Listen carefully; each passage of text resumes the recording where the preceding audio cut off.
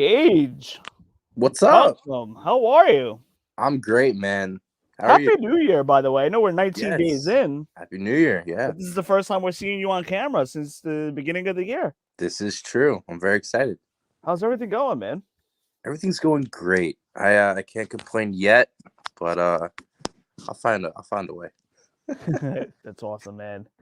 Well, this is episode 79. One more episode before episode 80. Are you ready to get this show started? Absolutely. Let's do it. Let's go. Agility from the champion. Oh, deep six. That could be it. Delivers this deep six.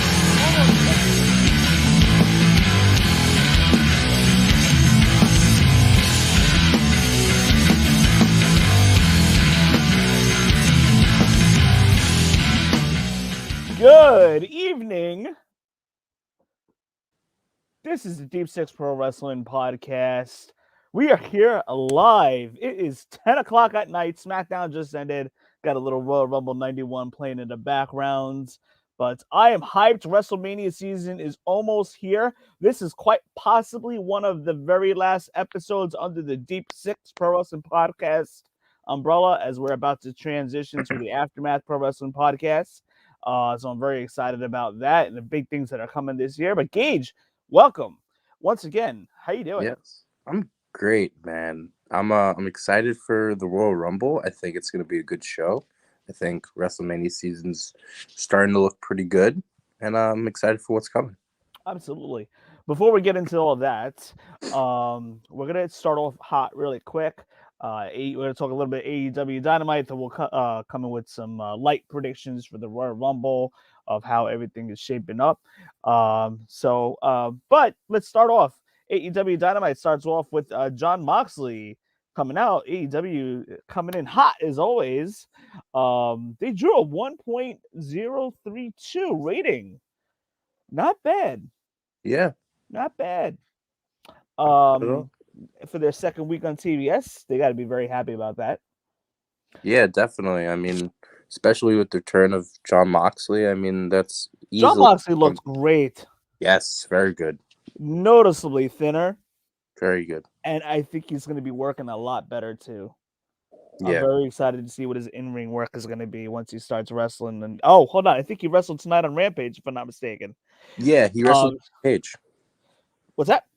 Ethan Page, he wrestled. Yes, so that's going to be a good match. I'm actually going to pop that on after the show's over. But Moxley looks great. Awesome promo. Now, there's the other controversy. Bully Ray decides to flap his gums a little bit. You know, I would presume to get a little bit of attention to his show and to his podcast. So he started flapping his gums.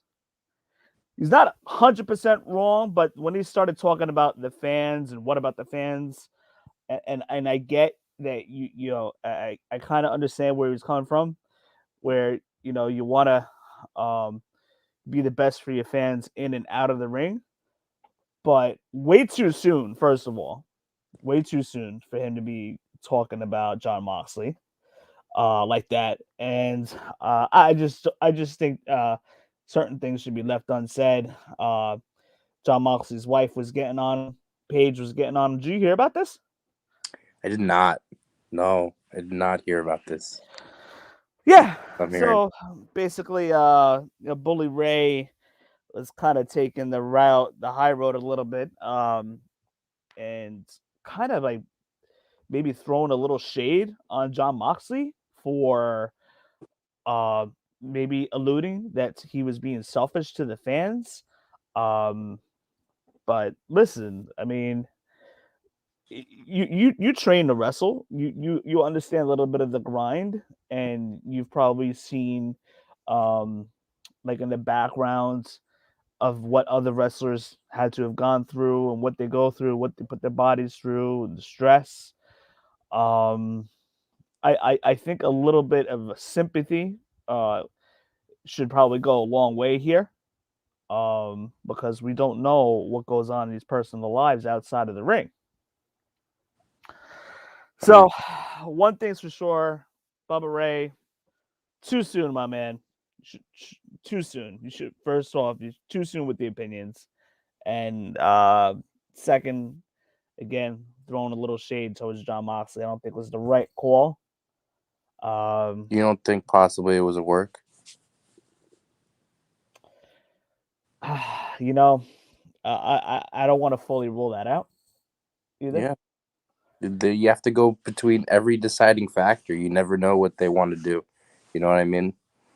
It's he's working a lot of indie shows, and for him to go to AEW wouldn't really be a terrible decision.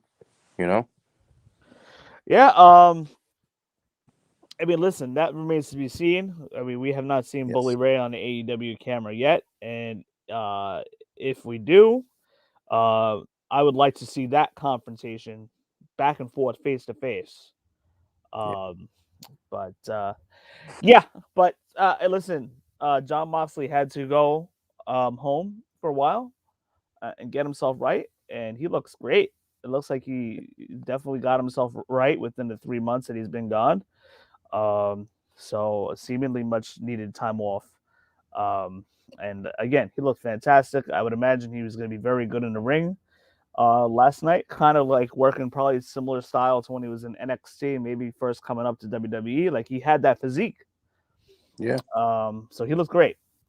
But moving on, let's talk a little AEW Dynamite. We already talked about the return of Moxley. We had Orange Cassidy and Chris Statlander versus Adam Cole and Britt Baker. What do you think of the pairing of Adam Cole and Britt Baker, by the way? I think that some people might say it's a long time coming for them to finally put Adam Cole and Britt Baker on television together, Sure. because they are, a couple. They are together. Putting, Britt Baker as that female star that's always been in AEW, putting her into, I don't even know if she's really in the Elite or Super Click or whatever they want to call themselves right now.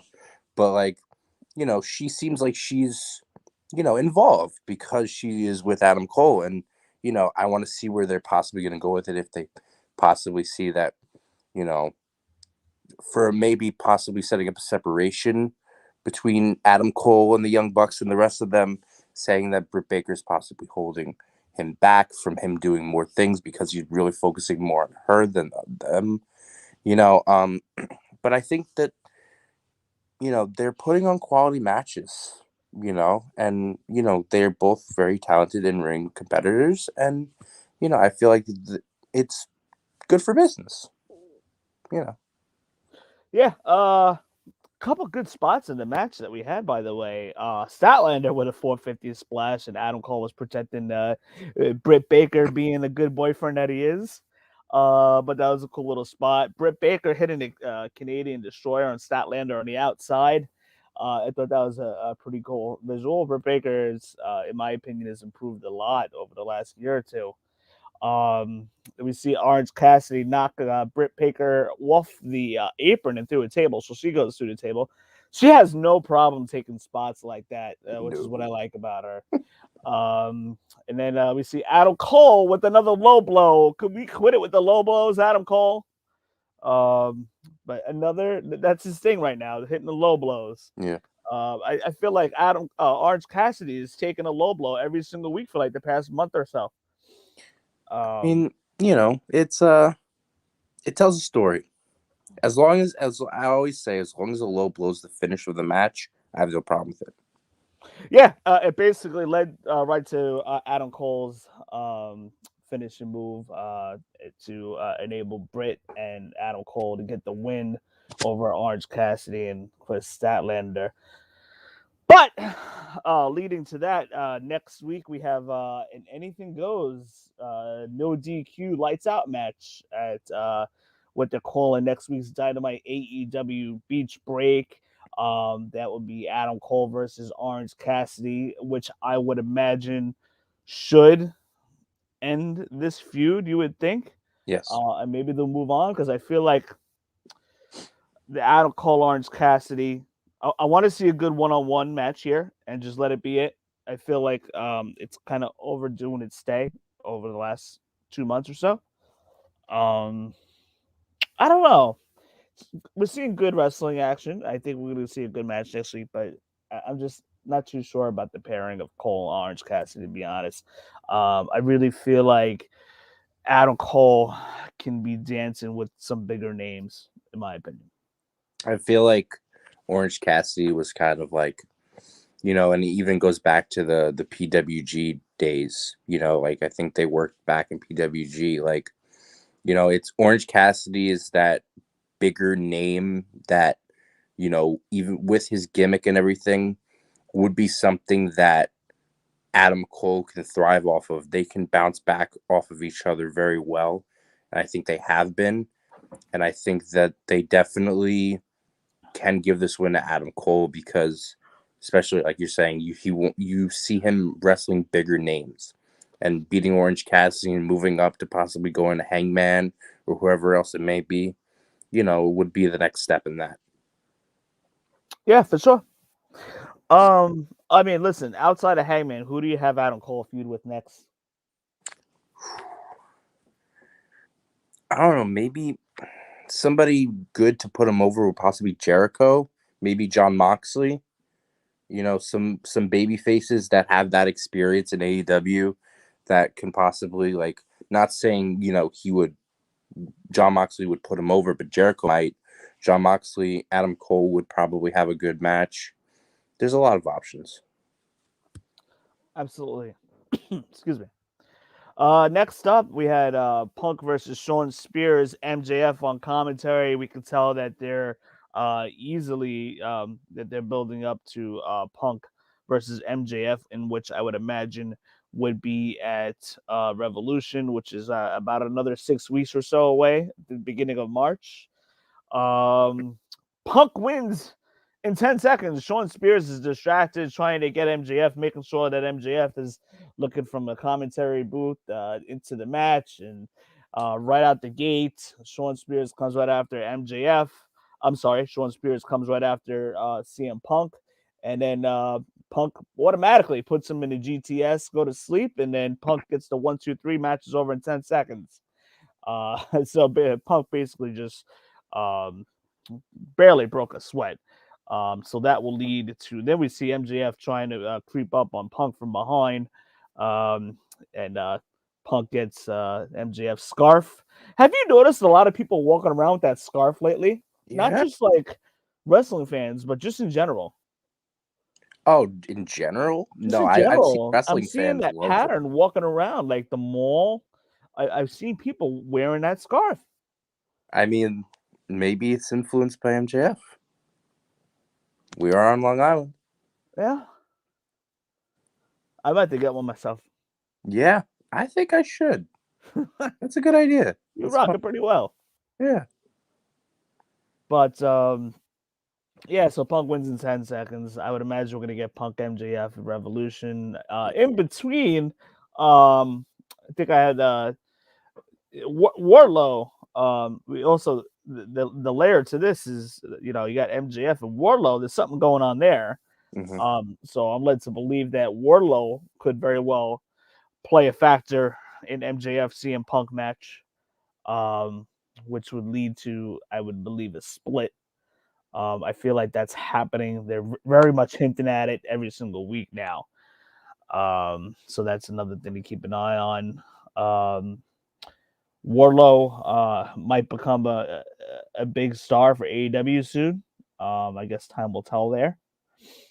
And then we got backstage the Guns. The Guns are trying to get a match, tag team title match with Luchasaurus and Jungle Boy. Guns, I've seen, young team, a lot of growing up to do, but they look good in the ring. They attack Christian to make a point backstage. Billy Gunn, that is, with his boys attacking Christian to make a statement. And the Guns are top 5 in the rankings for the AEW tag team titles. So that's to look out for. I would imagine we'll probably get that within a few weeks. I don't think that'll be a pay-per-view match, but I think it'll be a good Dynamite match. Probably 2 weeks, maybe. Yeah, You could all probably right. do that. I don't know if they advertised it for this coming Wednesday. I don't think they did. We got some other stuff coming up this Wednesday, though, but we'll get to that in a moment. Okay. Next up, we have Cody Rhodes versus Sammy Guevara. For those of you guys that are watching, feel free to drop some comments down below, and we'll address them and talk to you, because this is your show too, by the way, guys. Anyway, what do you think of the Cody versus Sammy Guevara program so far? I think it's going okay. I'm not a big fan of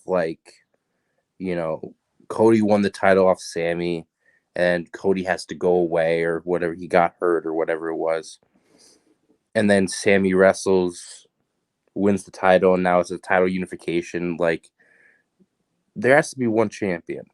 One champion stays. If Cody wins, Cody keeps it, and then, they wait the time. Like, how many weeks was in between that? 2, 3, 4 weeks, maybe? 2 weeks. No more than 3 weeks.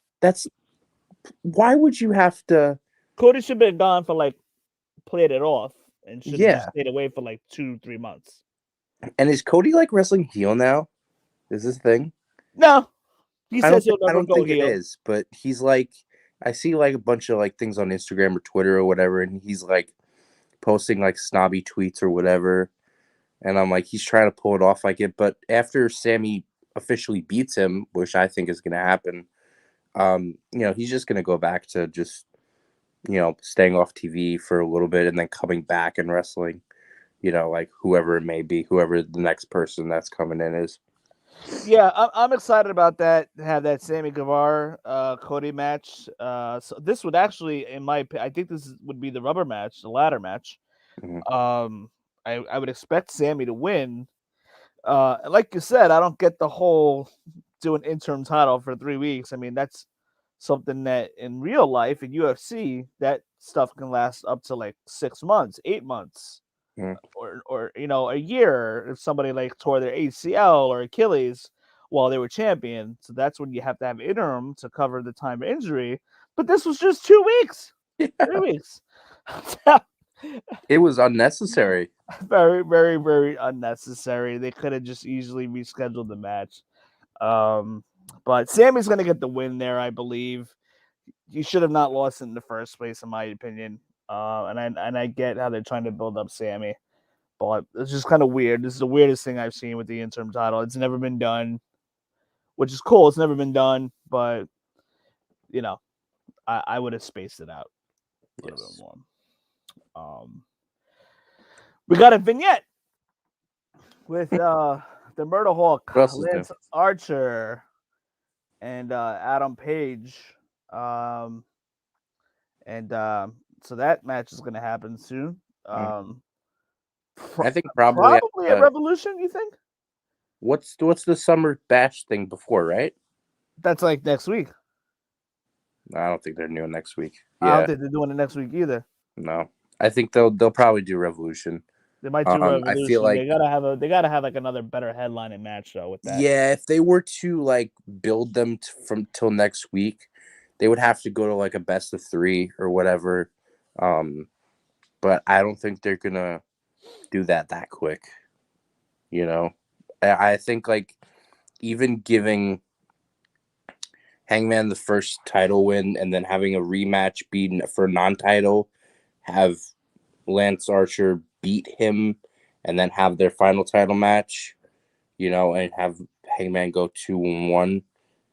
That's how it always plays out. I think that's what they're gonna pull off for sure. So Archer faces Frankie Kazarian. Archer wins with the blackout. Basically a one-sided win. The match went on for about 10 minutes or so. Archer proceeds to beat on Kazarian. Then we see Hangman come to Kazarian's save, and Hangman and Archer are then going at it. Hangman clears Archer from the ring. So that's how that segment ends. Any final thoughts on this feud so far before we move on to the next thing? I think I'm actually a big fan of Lance Archer. I think he's definitely What's up with his hair? I don't know. It's just I I like honestly think Archer. that's his choice, and AEW's not like I'm doing not that a fan of it. to him. Like I know, like people like tell them like, "Hey, dye your hair this, dye your hair." Like I know Ciampa dyed his beard brown. They wanted him to look younger, but it's like I think I'm a fan of him. He has a look. He's a big guy. That seems like he can be a player, and putting him in a title match just. I mean, granted, it's just to put over Hangman. He's a good heel to put over Hangman, but it's he fits that spot nicely to be in a title match, and that's what I like about it. Lance Archer, they had a chance to do something with Lance Archer as far as put a belt on him when they had the first tournament for the TNT title. My favorite to win that was Lance Archer. He was hot. He had just came into the AEW promotion like 2 months prior. He was racking up the wins. He had the hottest streak going, moving up the ranks very fast. He was rising very quick. That would have been the best time for him to win the TNT title. And then he just kind of like cooled off, and then he got injured, and he's been out. He was out for like 6 months almost. And he was wrestling Baby before he Yeah, left. yeah. It's weird. But anyhow, next segment we get Ethan Page. Ethan Page answers the Moxley's open challenge because early in the night Moxley was wanting to challenge somebody, anybody that was willing to step up. So Ethan Page answers that challenge later on backstage towards the end of the night of Dynamite. So for those of you guys that may have watched already, I don't know if you have. I haven't. Well, no, you haven't. I haven't either because it's on right now. Anyhow, but I'll be sure to check that out. That's tonight. Like I said, I'm interested to see the in-ring shape that John Moxley is going to be in. He looks fantastic on Wednesday. But yeah, we see Ethan Page um, answer the call for the open challenge, and that match is taking place probably as we speak. And then we had the main event. Sting and Darby Allin versus the Acclaimed. What do you think of this pairing of the tag teams? I mean, Sting and Darby Allin, I feel like that's a thing where like when they bring in like veterans like Sting, Arn Anderson, Tully Blanchard, they like to put them with people who they think will fit the best. And when you look at Sting with the face paint, you automatically think Darby Allin. They're a perfect fit. The gimmicks are very, very similar in some ways. Like, but having like them as a tag team doesn't make a lot of sense. Like Sting, he says he's still got it, this and that. He's wrestling, he's having decent matches, but I feel like he should be in that position of the Tully Blanchard, of the Arn Anderson, where he's just in the manager spot for Darby Allin instead of being his tag team partner. He's the manager and watch Darby, thrive and get some wins on his own. For sure. Well, Darby Allin's getting the rub of his life right now. Yeah. He's considered to be one of the 4 pillars of AEW. Very exciting to watch. Darby was knocked out of the match early, by the way, so you had Sting going against the Acclaimed, handling his own pretty much for like the whole match. Yeah, he can still work. Yeah, he was working well. It took a bump here and there. But Sting was left to take on both members of the Acclaim. Then we see Darby Allin coming in out of nowhere, flying back into the match through the crowd and takes out the Acclaim with the coffin drop, which I think is one of my favorite moves, how he sets up for that. And Darby ends up getting the win with the coffin drop on Bowens. Sting did a stage dive onto Caster through the table to end the show just about. So I thought that was pretty cool. So not a great Dynamite. It was good. It was almost like the show was just there. Although we had some good in-ring action. It was just another show that was there to build little by little to Beach Break for next week, Revolution for a month from now. So it was kind of sort of just there, but subtle builds at the same time. And for what it was, it got a great rating. Absolutely great rating. 1.03. I would expect something a little bit different, a little bit better next week with the matches that they got going on for next Definitely. week. You definitely got to break 1.1, 1.2 next week. Yeah.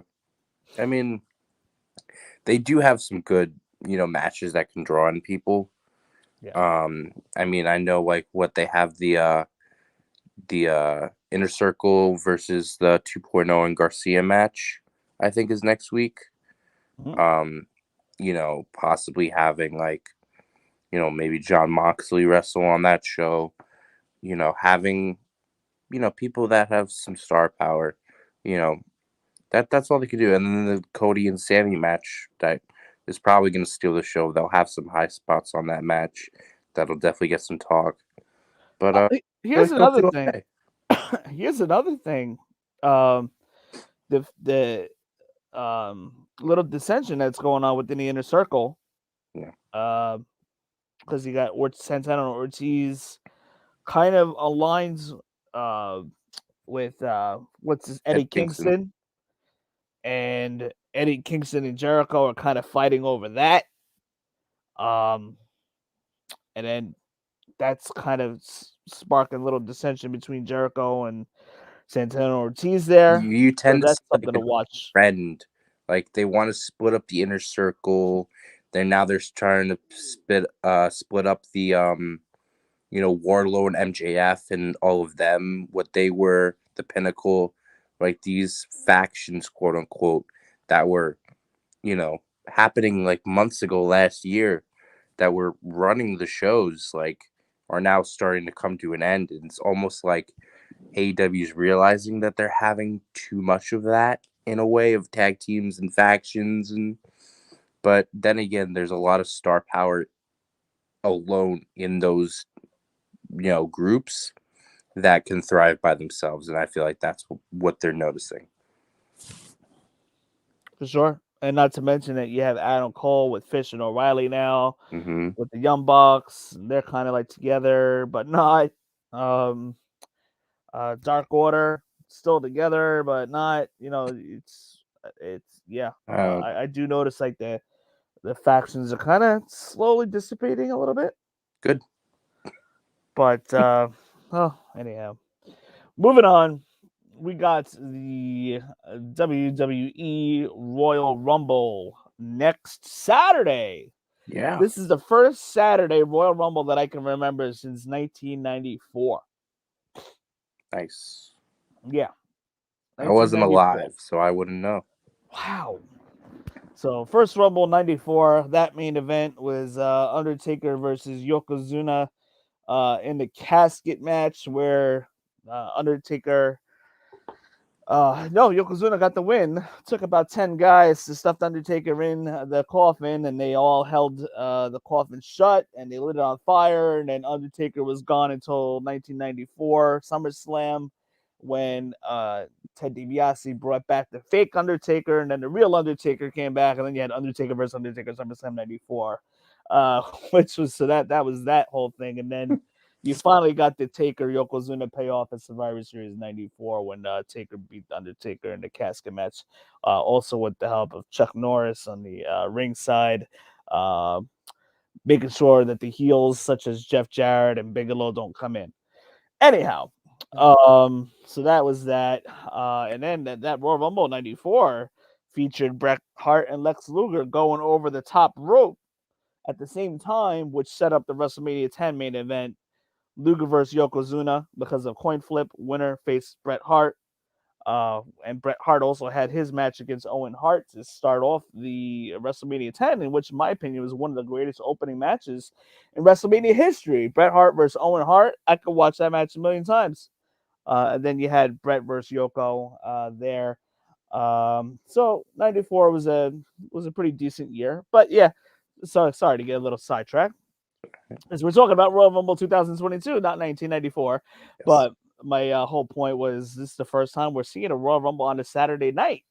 So WWE is trying some things.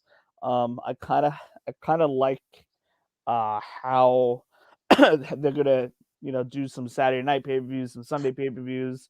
Honestly, I mean, I Gage, you know me, I get up very early on Sunday mornings for church. Yep. Sometimes 5:30, 6 o'clock. Got to be there by 7:30 to do whatever and practice and whatever I'm doing that Sunday. And so Saturday night's also gonna be a little rough, but I'd rather have the pay-per-view on a Saturday night, tough it out on a Sunday morning, than have to have the pay-per-view on a Sunday, do a show, and then work the next day.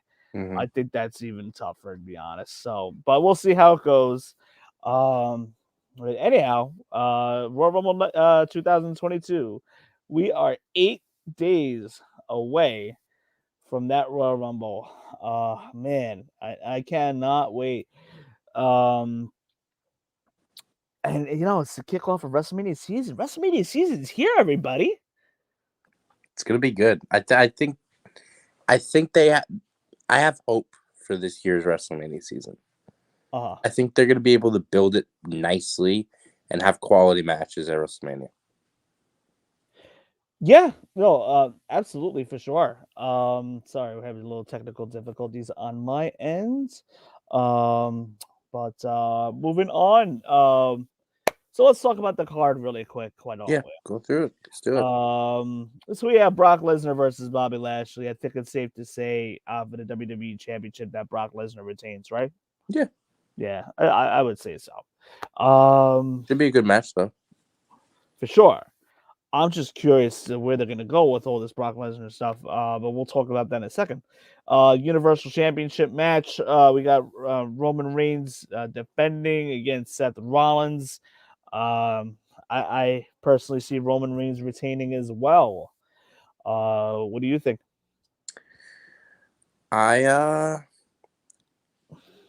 I'm a bit torn, only because I'm hearing a lot of theories about certain things that'll happen in the Rumble match.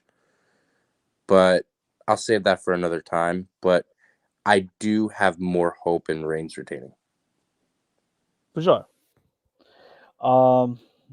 I have a feeling Roman Reigns is going to be a 2-year champion here. That's my opinion. I heard that Reigns is gonna be number 30 or something, but not win. After he loses, he'll run in on somebody at number 30 or something like that. I don't know. You never know. That's interesting. I gotta hear that on your prediction show.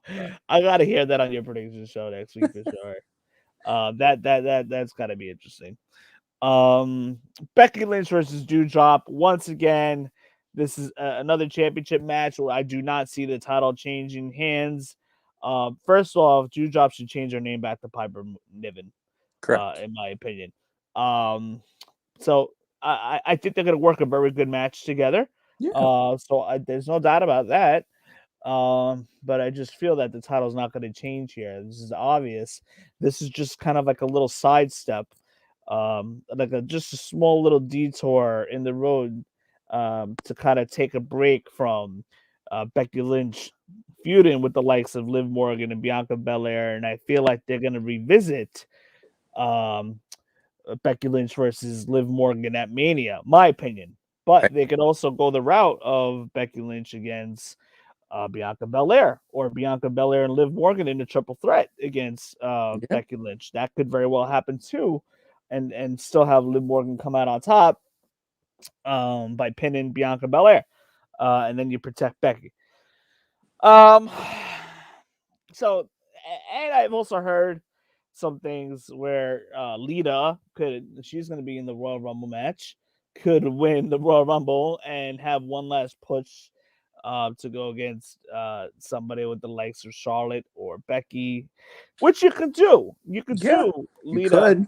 You could do Lita versus Charlotte, and then settle the Raw Women's Championship title picture. In the chamber, or number one contenders match in Fatal 4-Way. There's a couple of things you could do there.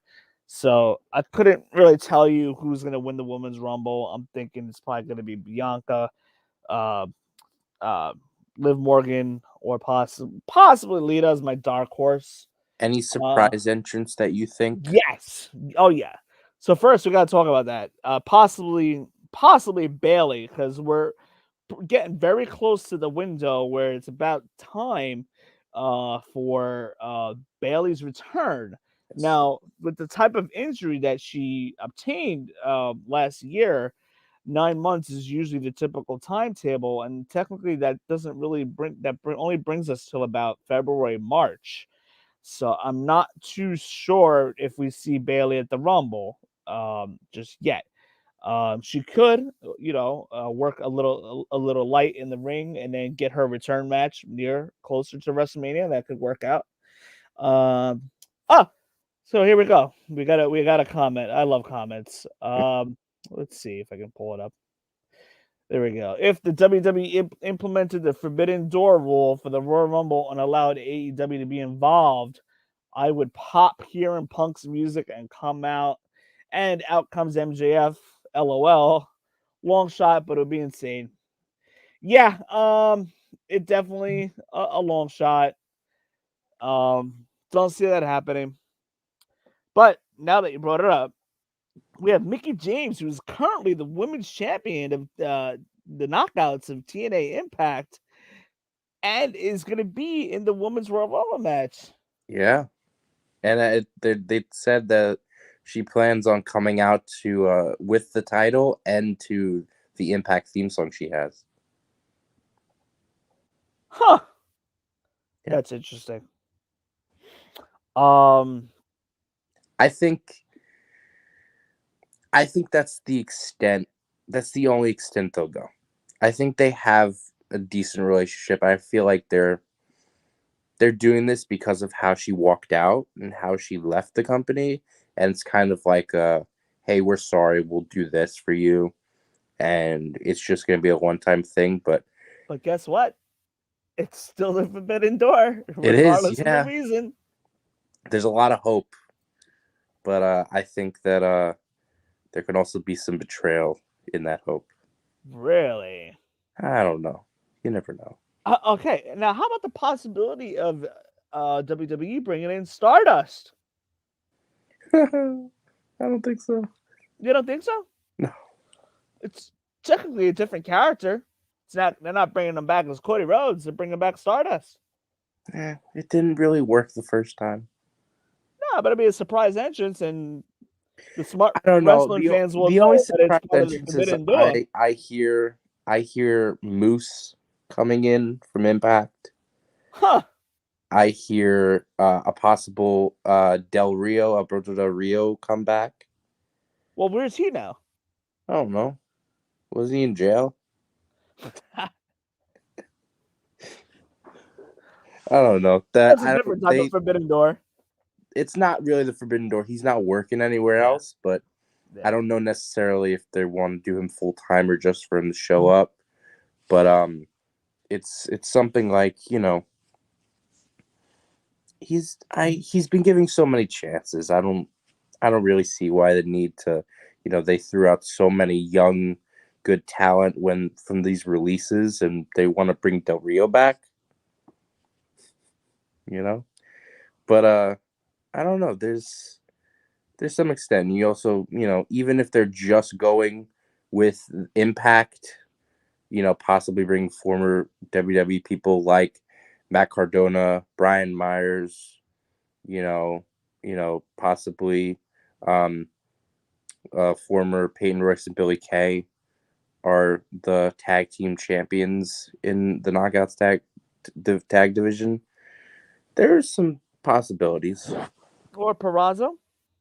Yeah, she's former WWE as well. Yeah. That's interesting. But again, Mickey James, and I know, and I totally get it that it's WWE, maybe trying to kind of like a makeup as like an I'm sorry thing, and maybe they're giving her a good payday. Yeah, definitely. But regardless, it is still the forbidden door that's opened. She's coming in. She's probably gonna have that title with her, Yes. which would be wild.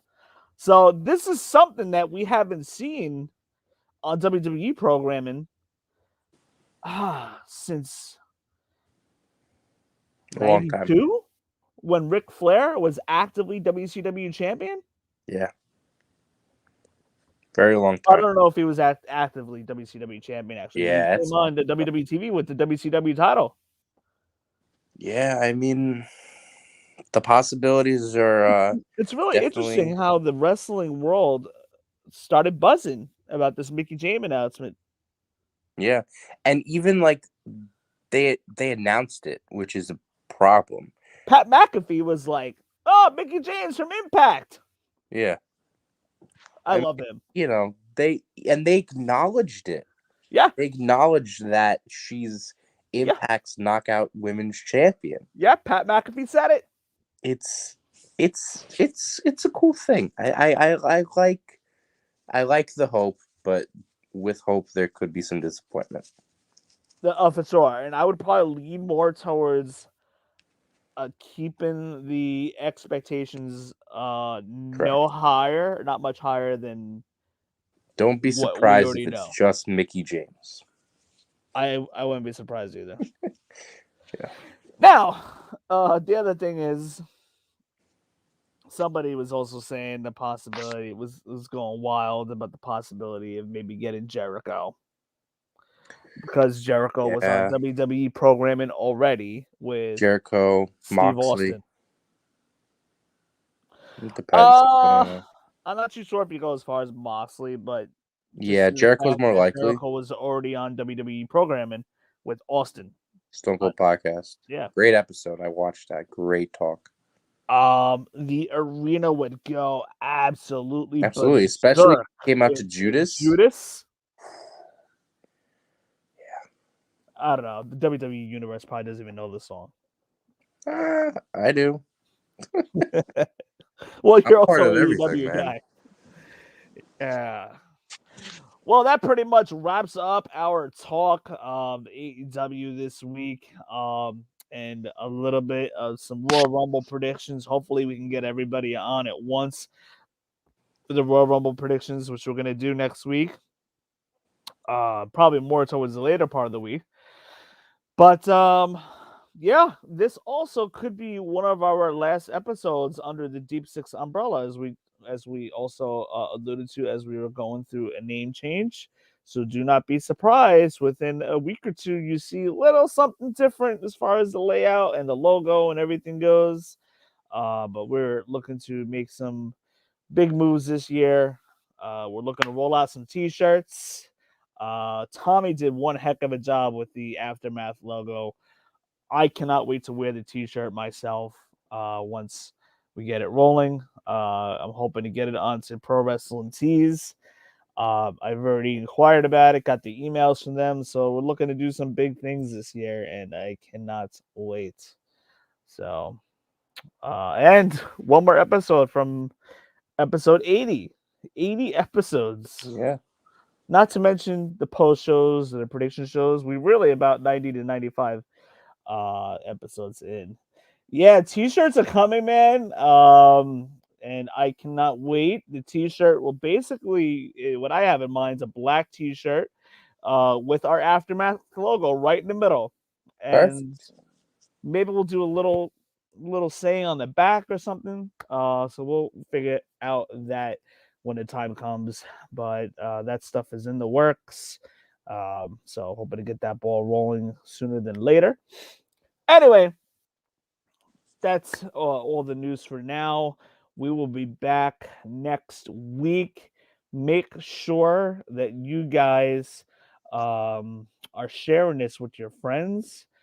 Make sure you guys are sharing this with your loved ones. And we're also on the podcast, Google, Spotify, but make sure you guys are subscribed, especially those of you guys that are listening on the podcast. Make sure you guys are subscribed so you get the prediction shows, so you get the post shows, and all that good stuff that is coming. But before we go off the air, Gage, do you have any final thoughts? Anything you'd like to say? Anything? There's football this weekend. You Yeah, got some good football games. You watching it? I watched a little bit of last week. I'm not. I mean, I my dad watches it, so I watch it with him. I'm not necessarily seeking it out, but it's I'll watch it if it's on. We But, got some good games. The one I got my eye on, especially, is the Bills Chiefs Sunday night. gonna be good. Yeah, Bills already got a pretty impressive win over the Chiefs this season. I got the Bills to win. Rams Buccaneers. I feel like the Rams are a little bit more stacked. They got the wide receivers. They got the running back going. Stafford is rolling. I feel like I got the Rams beating Tampa Bay by 10. I agree. 49ers Packers. That's going to be a shootout too, but I expect Aaron Rodgers to have another great game. I feel like Aaron Rodgers is going to represent the NFC this year in the Super Bowl with Green Bay. Then you got Bengals and Titans. That should be another shootout. I expect. I think I got Tennessee going there, and yeah, that can't be. Who do you all got the in the Super games. Bowl? Super Bowl. I'm gonna go Bills versus Packers. I agree. If I said if I'm either. wrong with the Packers, Bills versus Rams. Yeah, I completely agree. I think this is Bills' year. The Bills have been knocking down the door for a while, and just coming up a little short last year. Casey, this would be, if they win, this would be their 4th straight trip to the AFC Championship if they win this weekend. But I feel like this is the Bills' time right here. So we'll see. And they're the only New York team in the NFL. So There you why go. wouldn't you root for them if you're not from New York? There you go. So those of you guys that are watching, thank you so much. Gage, thank you so much for hopping on this week. Cool. Can't wait to talk a Royal Rumble with you next week. And for those of you guys that are watching, again, make sure you share this. Make sure you subscribe if you're listening. And we will talk to you guys very soon. WrestleMania season starting next week. Can't wait. Let's go. Catch you guys later. Say.